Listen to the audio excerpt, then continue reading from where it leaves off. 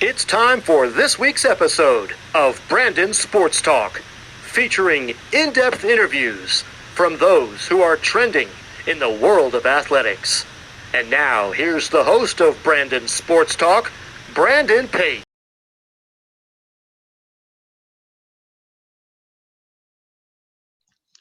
Welcome back to Brandon Sports Talk. In today's episode, I have the privilege to interview Amanda Weaver, who is a social media marketing assistant with the Winston-Salem Dash. How are you doing today? I'm good, Brandon. How are you? I'm doing good. Can you talk about how you knew that you wanted to start working in sports? Yeah, so I was really fortunate and grew up in Austin/Round Rock, Texas, and the minor league team for now the Rangers, the AAA team, the Round Rock Express is probably about 15 minutes from my house. And the summer that it was built, my mom was like, let's go out and watch baseball. And I'd only really seen baseball on TV. My brother didn't play sports or anything. So it was kind of all on me. I was the athlete in our family. And so my brother didn't play baseball. And I knew I liked it, but, had only really seen it on TV.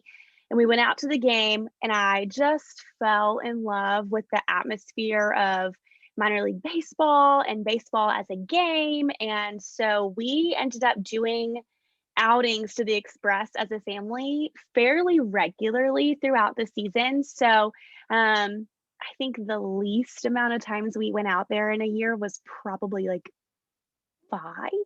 Um, and that was like on a minimum year where we weren't there for multiple games. We just loved it out there. My mom became like the group sales go-to. She was tried to get all of our friends and family out there. We would rent like sections in the ballpark and just kind of take up space. And I just knew I loved it, and I knew this is what I wanted it to be part of for the rest of my life. At 10 years old, I wasn't 100% sure the capacity. I just knew that, like, Seamus, our family friend who did group sales, I said, I want his job, um, not knowing that I don't want to do sales ever in my life at the time. Now I know I don't want to do sales, and marketing and sales go hand in hand, but I don't have to call people on the phone, which I love. But I just knew at like 10 years old, I wanted to be involved in sports, and that was going to be the place for me. And as I got older, I realized that I really love marketing, and that fit perfectly in the minor league baseball realm. And I just got really lucky.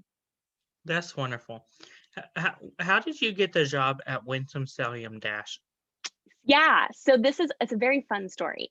I was working at a doctor's office, knew I wanted to be in minor league baseball, had decided, knew that's what I wanted to do, and went to the winter meetings for minor league baseball. And winter meetings is one, people mostly think of it from the major league standpoint, where there's lots of trades happening and all the major league teams get together. But the other side of it is the minor league side, and there's a lot of education stuff that happens, but also a huge job fair that happens. And it's super cool, and they do it in different places every year. The year that I went, it was in San Diego. And you go in, and you're applying for jobs, and you're hoping to get a call. And I had sent my resume in through the like process of winter meetings, gave my resume to the Dash, ended up getting a call from them, did a group interview, then did an individual interview, and then did another individual interview, and then got the job. Can you talk about what have you accomplished so far at Dash? Yeah, so it's been kind of funky because this year with the coronavirus has just kind of thrown things for a loop. I really only ended up working full time for the Dash for about 2.5 weeks, and then got let go, which was a big bummer. But now I've been back, and limited hours because that's just life right now, but being able to be back in kind of just a limited capacity is better than not at all. And so at this point, a lot of my job has involved social media because marketing hasn't been the focus, which a little bit of a focus, but not quite as much as like really getting in social media, especially during this year when that was kind of the only way we got to talk with fans and people and interact and those kinds of things was through a screen. Social media became like a really big deal for a lot of companies. And so a fun one for me has just been able to watch like our engagement grow, our Twitter following grow, our fans become more interactive with us on social media. We've done a lot of like ticket giveaways. And so it's been fun. We send out like vouchers for the season when they win and guess the correct thing, or we did a photo Friday and they've been like, caption this, and the person with the best caption gets ticket vouchers. So it's been fun to interact in that way, and really just watch our numbers grow. And I think that's the thing, since I haven't been there for an extended amount of time, has been one of my like biggest accomplishments with the Dash, is just watching those social media numbers just continue to climb. Can you talk about what kind of spin you put on social media as what they were before you came to now what they are now? So it's been fun. I work really closely with our graphic designer, Mark, and he is the like really witty and fun guy and comes up with a bunch of clever like comebacks for stuff. So the tone of voice hasn't really changed, but it's been fun. We've kind of added in some of these like snarky, sarcastic comments back and forth between teams, and just really been able to have a lot of fun with it, in that sense of the word. But I feel really fortunate because let's be truthful, Mark is much funnier than me. What are some of your roles whenever it comes to the social media side? Yeah, so I run and maintain our Facebook, Instagram, Twitter. We have a TikTok, but I haven't posted anything, but I run that whenever that comes back around. Our YouTube channel, all of that has been kind of under my wheelhouse as far as social media goes. I also maintain our website. And so that one isn't quite social media, but we pull a lot of links from our website for social media. So I kind of lump it all together. But that's kind of been what I do and maintain those. And I come up with content in our social calendar. And when are we going to post this in comparison to when we post this? So that it's not we're posting all of the same, on the same day. Like we don't want to schedule everything for Monday afternoon. We want to spread it out throughout the week so that people aren't only seeing us maybe because of the algorithm once a week. Can you talk about sometimes how hard it is to schedule out things and come up with ideas? Yeah.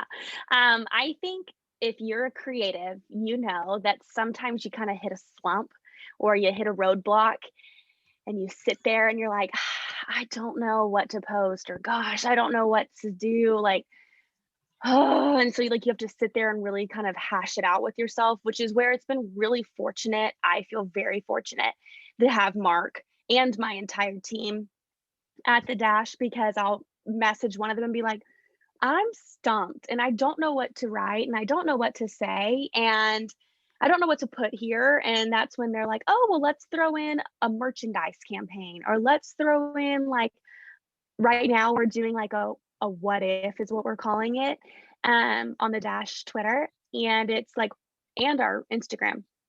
And it's like, what if our team name had been something different? So like, what if we weren't the Dash? What if we were the Rhinos? Or some of the other things that got brought up in the process of naming our team.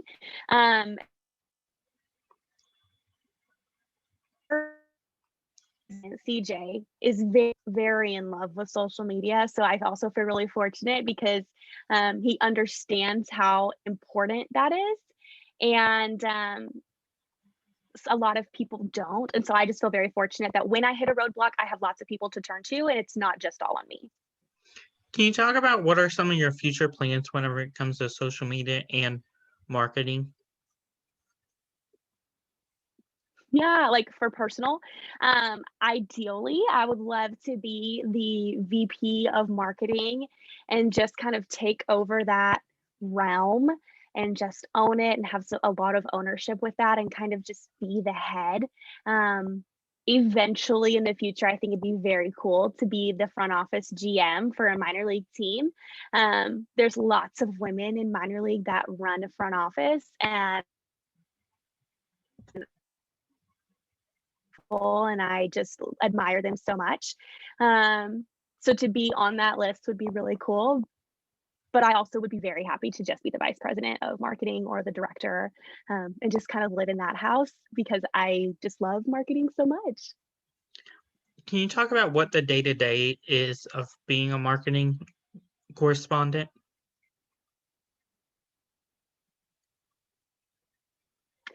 So the best thing about minor league baseball is that every day is so very different. I think that has been the most rewarding part of it. I am someone that learned through my internship actually that I do not enjoy showing up from 9 to 5 Monday through Friday and doing almost exactly the same thing every day. It's just not for me. I like that there's different things to do. So especially during season, um, your everyday is so different because some days you'll be having to tarp pull at 8:30 in the morning because there's rain in the forecast or it's already raining and you're making sure the field is covered. And so you're rushing to the field to make sure it stays okay so you can play a game and the field isn't ruined.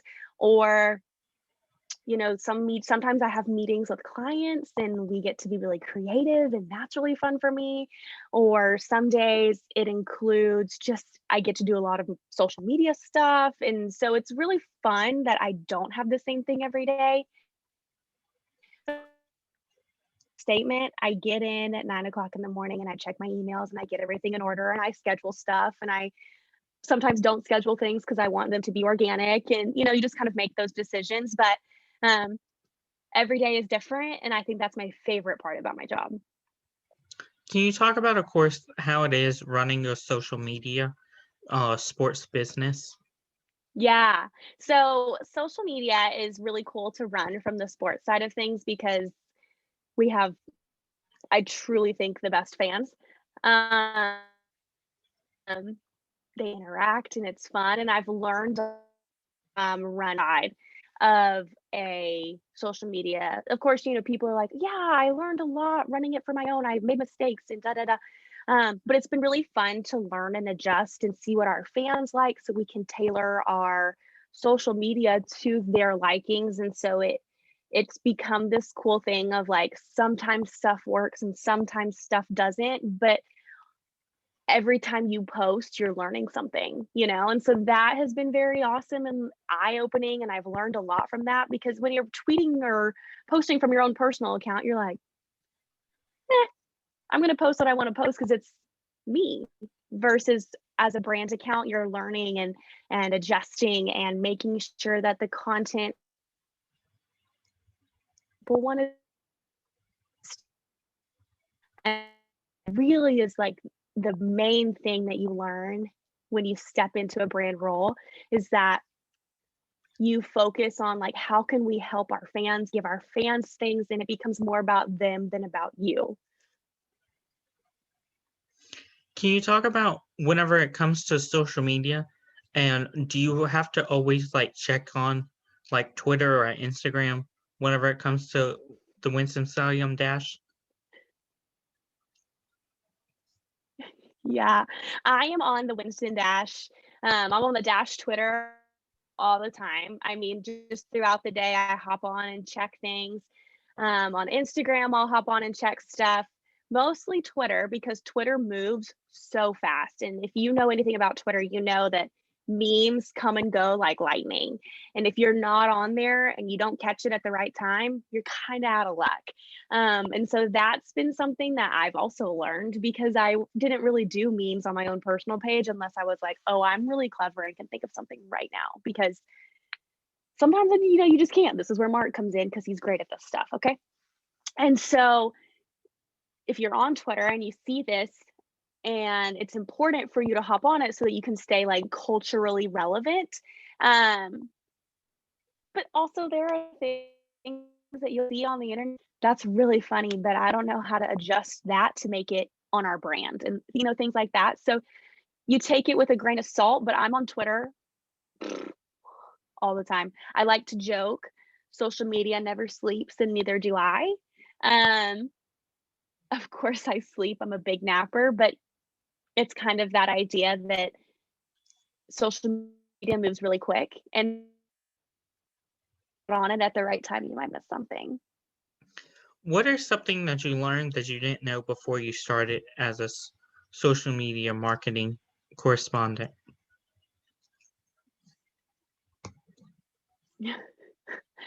Gosh, God, I feel like I've learned a lot. Really, it has really been this idea, I think, from the marketing and from the social side, that it is more about like what we can give our fans versus what can we get our fans to give us. So like when we're having a merchandise campaign, yes, of course we want you to buy.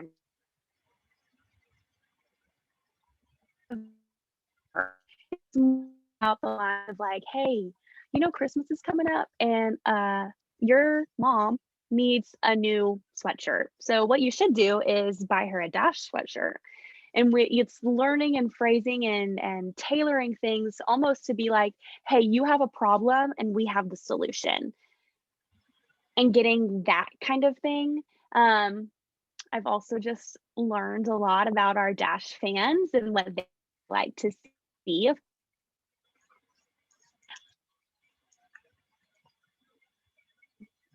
Learn them in a different way.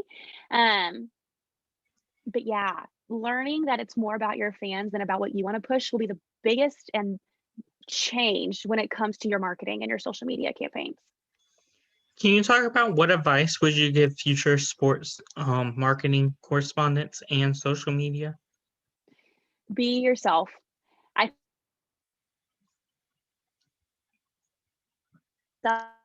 prepared. If you can be yourself, then you're not putting on a show and you're not having to keep up an act, and you're going to be genuinely who you are all the time so that there's no question of like what that looks like.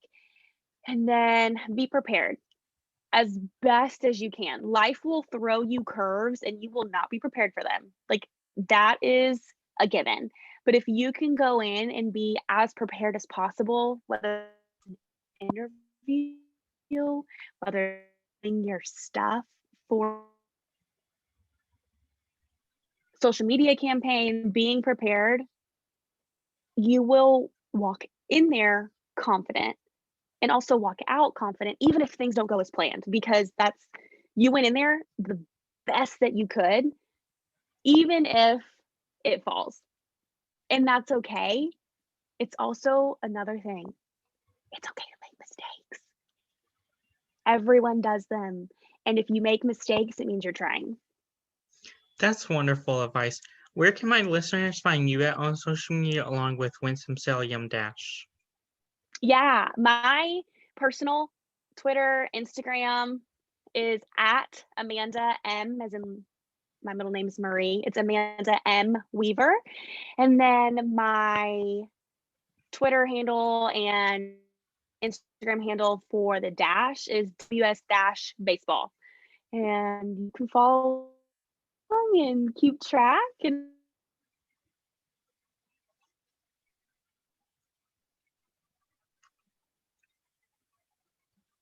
Thank you again, Amanda, for your interview, and best of luck in Winston-Salem with the Dash. thanks, Brandon. You can find Brandon Sports Talk on Facebook at Brandon Sports Talk, Instagram at Brandon Sports Talk, Twitter at Talk_Brandon, and you can find me on YouTube at Brandon Sports Talk. Don't forget to like, comment, and subscribe. Thank you again, Amanda, for your interview, and best of luck. You've been watching Brandon Sports Talk. Please feel free to like, share, and subscribe to Brandon Sports Talk on social media and on YouTube.